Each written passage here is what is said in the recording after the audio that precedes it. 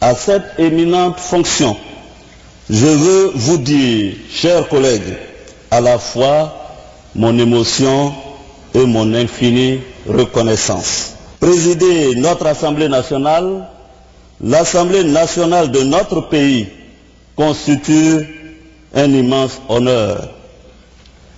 Chers collègues, je vous le dis avec force, je suis fier de vous.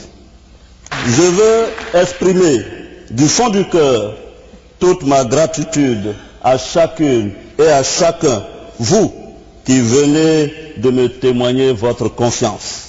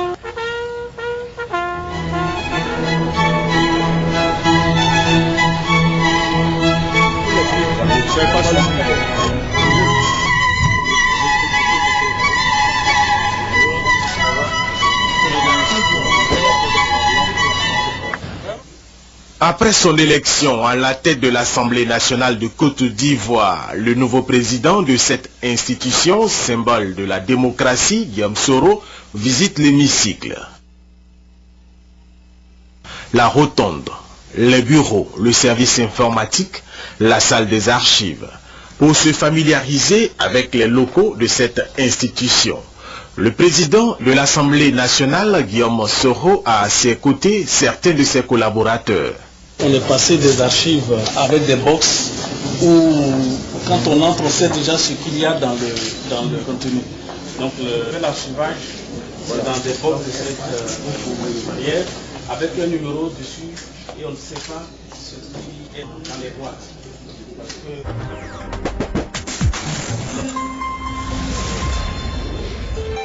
RTI1, la chaîne qui rassemble.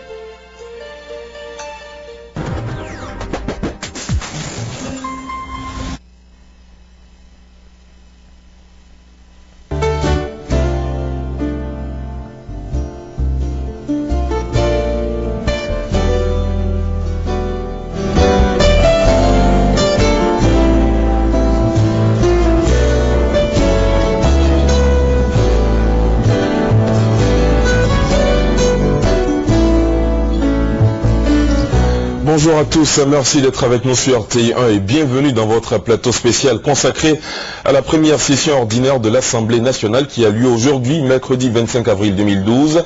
Élu le 12 mars dernier à la tête du Parlement ivoirien, l'ex-premier ministre Guillaume Soro prend officiellement fonction aujourd'hui avec l'ouverture de la première session ordinaire de la deuxième législature de la deuxième République. C'est en effet ce matin même que les 252 députés vont, à la faveur de la première session ordinaire de l'année 2012, entrer effectivement en fonction. Guillaume Soro profitera certainement de l'occasion pour faire un discours d'orientation sur sa vision du Parlement ivoirien. Déjà, sachez que hier, le nouveau président de l'Assemblée nationale a procédé à la mise en place des différentes commissions et des groupes parlementaires, sans oublier la nomination des autres postes, notamment les 3 vice-présidents. Cette étape franchie, alors l'ordre du jour pourra être arrêté puisqu'il est établi par le président de l'Assemblée nationale en accord avec la conférence des présidents. Les défis à relever sont de plusieurs ordres. On retient entre autres que conformément à la volonté exprimée par le chef de l'État, les parlementaires devront travailler à la révision de la Constitution mais aussi au vote de loi pour la mise en œuvre du programme de gouvernement du président de de la République. Pour l'occasion, des invitations ont été adressées à tous les présidents des parlements de la sous-région. L'ouverture de la première session ordinaire se tient donc aujourd'hui même dans la capitale politique ivoirienne Yamoussoukro, située à 260 km d'Abidjan, précisément à la Fondation Félix Houphouët-Boigny pour la recherche de la paix, en présence du président de la République. Nous sommes donc en direct de Yamoussoukro avec Thomas Banchi et Ali Yoda.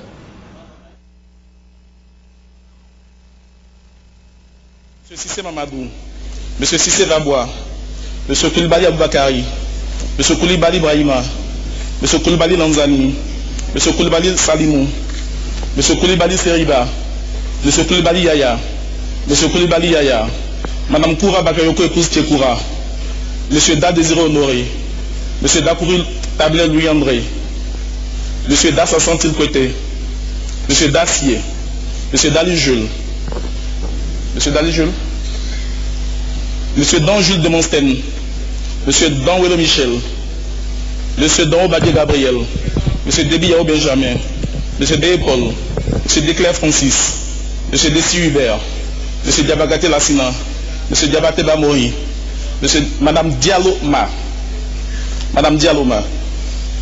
Monsieur Diawara Mamadou, Monsieur Dibaï Dodo Amédé, Monsieur Dibi Kwasi, Monsieur Diomandé Abdoulaye Karim, Monsieur Diomandé Lassina, Monsieur Diomandé Manga, Monsieur Django Mijon, Monsieur Djebi Ya Constant, l'Assemblée nationale de Côte d'Ivoire se remet au travail.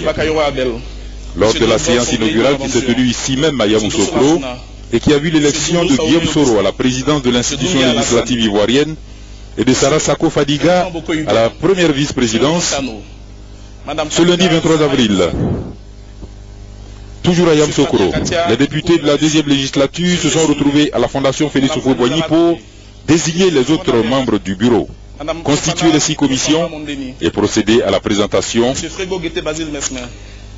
des autres membres de ce bureau. Toutes les structures légales de l'Assemblée étant en place, le travail peut reprendre dans le cadre de la deuxième législature de la deuxième République. Et la première tâche à accomplir porte sur l'ouverture solennelle de la première session ordinaire que nous vivons à présent.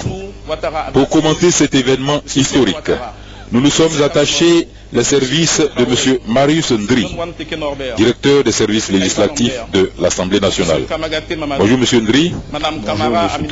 J'ai précisé à dessein Assemblée nationale de Côte d'Ivoire parce que pour cette cérémonie solennelle, des délégations de nombreuses institutions parlementaires étrangères ont été invitées. Alors pourriez-vous nous donner quelques précisions sur ces invités étrangers? Merci M. Thomas Banetti. L'invitation faite aux délégations étrangères répond déjà à un besoin de marquer le retour de l'Assemblée nationale sur l'échiquier politique national et également sur la scène internationale. Vous savez, l'Assemblée nationale a un rôle éminemment important à jouer au niveau de la diplomatie parlementaire. Et donc le président Guillaume Soro, sensible à cette préoccupation importante, a convié ses pairs de Côte d'Ivoire à cette session très importante, la cérémonie solennelle d'ouverture de la session, la première de l'année 2012, et avec ses pairs ivoiriens, il a voulu échanger avec les pairs ivoiriens, il a bien voulu associer d'autres pairs, les pairs de la sous-région, les pairs internationaux. Je dis sous-région parce que nous avons accueilli une délégation du Niger, présidée par le président de l'Assemblée nationale du Niger, une délégation de la Gambie, une délégation du Bénin, une délégation du Togo, une délégation de l'Union interparlementaire, une délégation de l'Union parlementaire africaine conduite par son secrétaire général, anciennement membre de l'administration de l'Assemblée nationale de Côte d'Ivoire.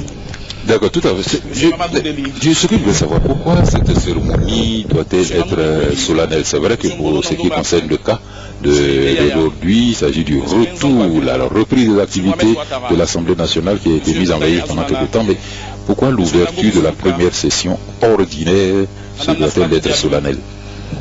C'est une tradition parlementaire que d'organiser une cérémonie solennelle d'ouverture des premières sessions. Vous savez, juste en décembre, c'est la fin de la deuxième session ordinaire de l'année et les députés vont en vacances. Ils ont le temps de rencontrer les populations, échanger sur les préoccupations du peuple. Et après ces vacances, la reprise doit être marquée d'un saut particulier. Et donc, généralement, dans tous les parlements du monde, l'ouverture des premières sessions se fait de façon solennelle. Mais la solennité doit être particulière pour notre session 2012, la première du genre, parce que, comme vous l'avez dit vous-même, l'Assemblée nationale était dans une grande léthargie depuis plus d'une décennie, et donc il fallait quand même un peu moins que ça. Bon, je dirais... peut-être après la mise en route des accords de Ouaga, avec les difficultés que nous avons eues à marquer l'existence du Parlement après le coup d'État, enfin, les échauffourées de 2002. Et donc déjà, l'Assemblée avait commencé à marquer le pas. Et puis après 2005, les problèmes se sont accrus. Et avec la crise post-électorale, la situation s'est empirée. Et donc, il importait pour le président Guillaume Soro de faire en sorte que cette cérémonie puisse être marquée d'une pierre blanche et marquer le nouveau départ de l'Assemblée nationale. Je poursuis un peu pendant que l'on procède à l'appel nominatif des députés. Vous voyez, sur ce plan, nous voyons un fauteuil vide. Nous étions au moment de parler des invités de marque. Il est donc prévu que le chef de l'État arrive et participe à cette cérémonie solennelle. Mais je crois que c'est un cachet particulier, puisque vous le dites vous-même, quand le peuple qui est représenté ici par les députés reçoit le président de la République, je crois que c'est une cérémonie particulière. Et donc la solennité va gagner encore, je dirais, en étoiles. Si la solennité était à 2 étoiles, la solennité va passer à 4 étoiles. Avec l'arrivée du président de la République. Mais voilà, il y a un principe selon lequel généralement les présidents de la République s'interdisent de participer aux travaux parlementaires, mais il reste entendu que le président de la République est un citoyen. Tout à fait. Est un citoyen comme tous les autres. Donc il peut venir assister à une séance parlementaire sans pour autant influencer la procédure. Donc c'est un peu... Il s'agit ici d'une séance solennelle, voilà, et historique en l'espèce. Je voudrais, monsieur Ndri, si vous voulez bien, que l'on revienne un peu à ce qui s'est passé il y a 2 jours ici, c'est-à-dire le contenu de la session extraordinaire qui a précédé et qui a convoqué celle-là. Eh bien, vous savez, en début de toute législature, et la Constitution et le règlement de l'Assemblée nationale obligent les députés à mettre en place des organes de cette institution importante. Et la première session qui doit s'ouvrir en principe le dernier mercredi d'avril doit être précédée d'un certain nombre de préalables. Parce qu'en fait, cette session est convoquée par le président de l'Assemblée nationale. Donc déjà, il doit être élu. Pour qu'il soit élu, il faut une séance inaugurale. Et la séance inaugurale a eu lieu dans cette même salle de la Fondation Félix Houphouët-Boigny pour la recherche de la paix. Élu, il fallait élire le premier vice-président. Les 2 ont été élus. Et donc, selon les dispositions du règlement de l'Assemblée nationale, il fallait mettre en place le bureau définitif. Je crois que l'appel nominatif est achevé. L'on procède au décompte pour déterminer les absents et arriver au quorum. Oui, c'est exact. C'est exact. C'est un peu le processus qui permet de lancer la machine. Voilà, en attendant que le secrétaire de séance ne se prononce sur ce quorum, pour poursuivre sur les activités, le contenu de la session extraordinaire. Eh bien, je disais donc qu'il fallait que le président et le premier vice-président soient élus. Les 2 étant élus, il fallait mettre en place le bureau définitif. Le bureau définitif devait se mettre en place avant la session ordinaire. Et comme le temps de travail des députés est appelé session et qu'il y a 2 types de sessions. Les ordinaires sont prévus par la Constitution, les extraordinaires sont plutôt prévus par la Constitution également, mais à la demande soit du président de la République, soit du tiers des députés. Et donc, cela a été fait.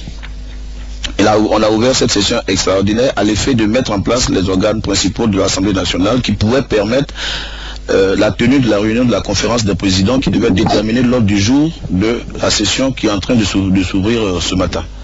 Donc cela c'était une session préalable pour mettre en place les organes devant pousser, permettre l'Assemblée nationale de pouvoir délibérer valablement. Je crois que le président de l'Assemblée a la parole.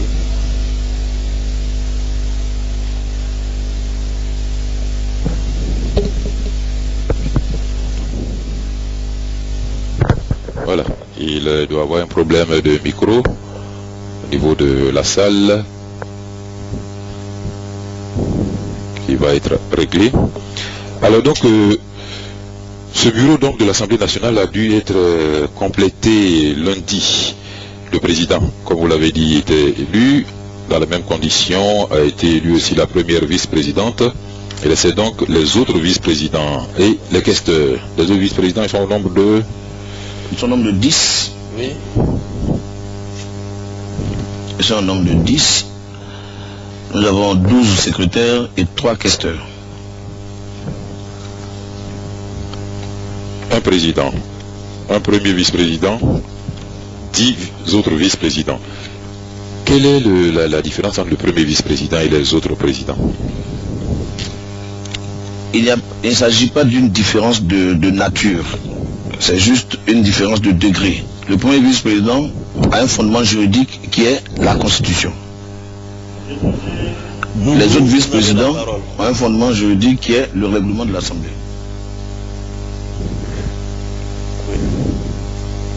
Le président de l'Assemblée nationale vient d'attribuer la parole à...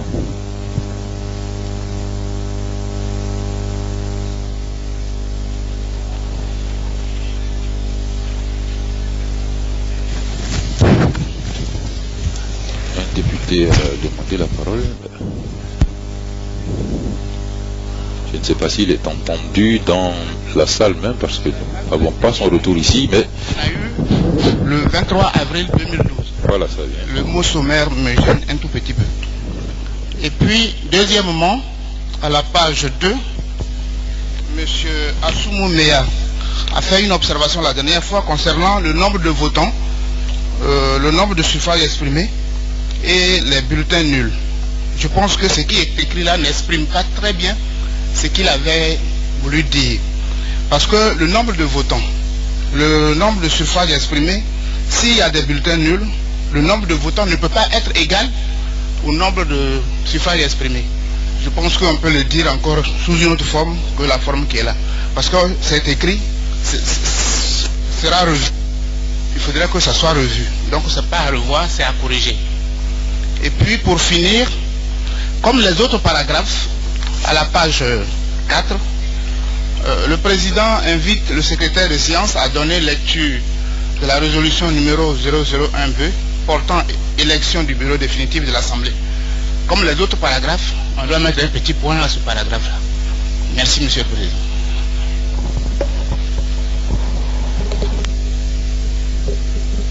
Vous pourriez nous expliquer un peu de quoi il s'agit dans cette intervention?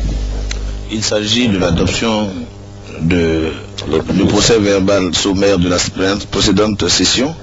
Et donc le député fait des observations sur le contenu de ce procès verbal sommaire. Avant son adoption. Avant son adoption. Donc c'est la discussion un peu de ce procès verbal sommaire. Tout à fait. Alors je voudrais pas profiter de ce temps pour... Et les groupes parlementaires sont cités avec à la fin de chaque citation un point. Il convient de mettre soit une virgule, soit un point-virgule, et mettre le point à la fin de la citation. Également à la page 6, la dernière page, à la 4e ligne, il a été mis un point, ce qui convient, c'est un point-virgule. Merci, Monsieur le Président. On ne peut pas dire que les députés sont tatillons. C'est un procès verbal qui va être donc enregistré et conservé dans les archives. Il faudrait qu'il emporte l'assentiment de tous ceux qui ont assisté à cette réunion.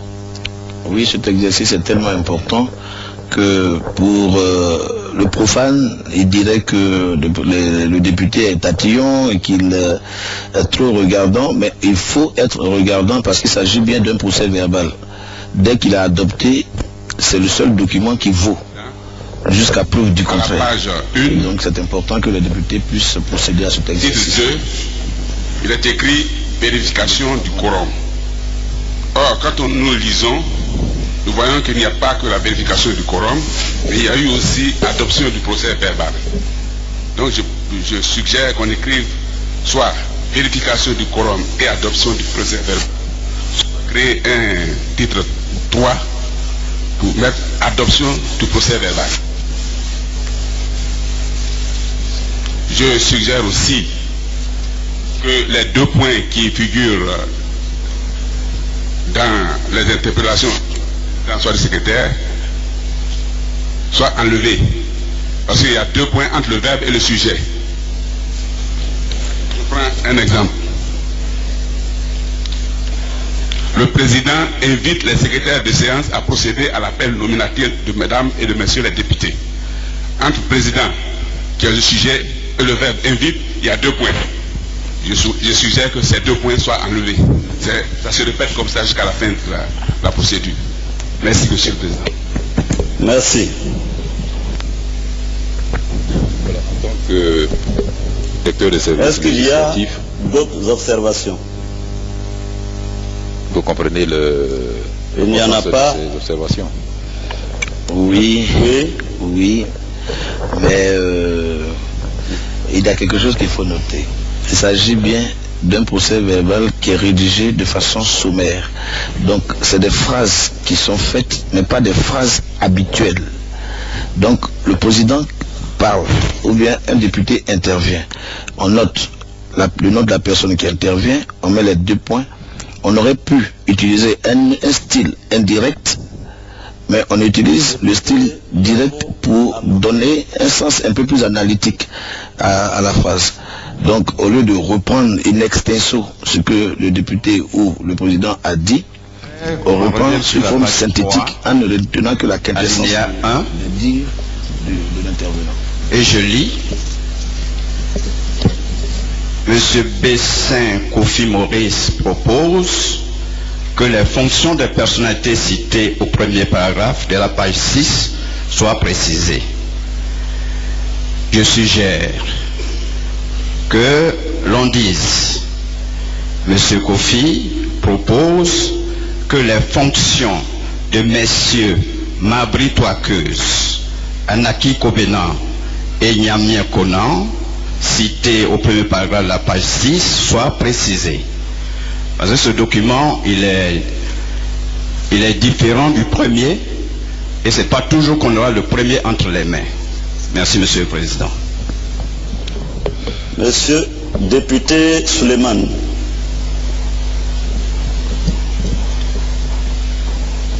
Merci, Monsieur le Président. Juste pour indiquer qu'il n'est mentionné nulle part le lieu où la réunion s'est tenue. Donc préciser que la réunion s'est tenue à la Fondation Félix Houphouët-Boigny, Fondation de la paix. Merci. Député Wadja Essé.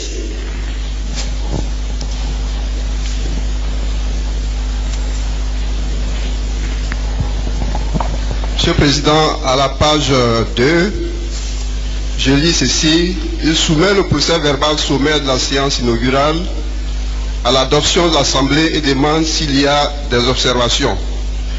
En lieu et place de cette phrase, je propose la phrase suivante: le Président soumet le PV sommaire à l'Assemblée pour observation avant son adoption.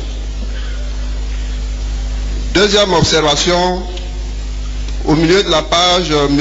Gauzet, Seplé, Bernard souhaite que le procès verbal sommaire soit remis aux députés dans un délai raisonnable afin qu'ils puissent mieux l'exploiter. Je propose mieux l'examiner au lieu de l'exploiter.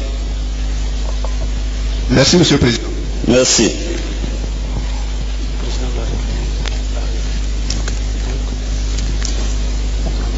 Voilà le président de... Mesdames et messieurs, le procès verbal sommaire de la dernière séance est adopté sous réserve d'intégrer les observations qui ont été faites.